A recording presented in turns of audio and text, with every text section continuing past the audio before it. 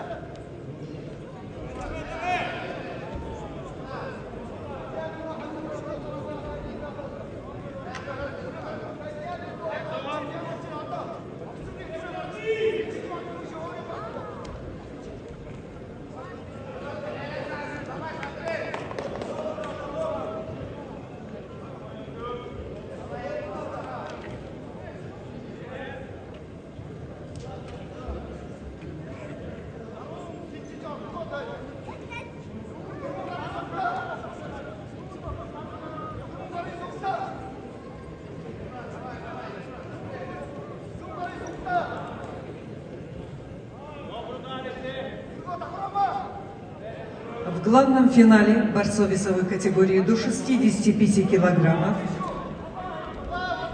в красном трико борется Гаджимурат Рашидов.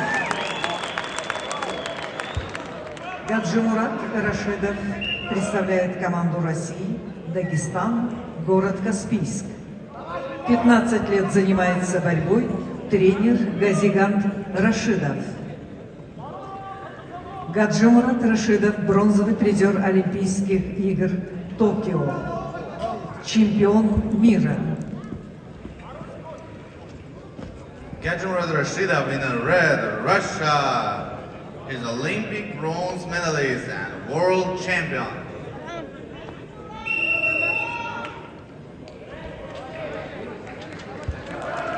В синем трико готовится ко второму периоду Тулга Тумурачир, Монголия, город Улан-Батор.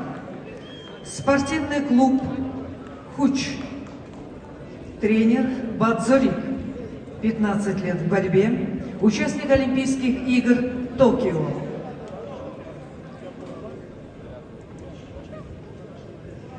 Бронзовый медалист чемпионата мира 2021 года, победитель азиатских игр. In the blue, Tulgatumurachir, Mongolia, Ulaanbaatar. He is the bronze medalist of World Championships 2024 and winner of the Asian Games 2023.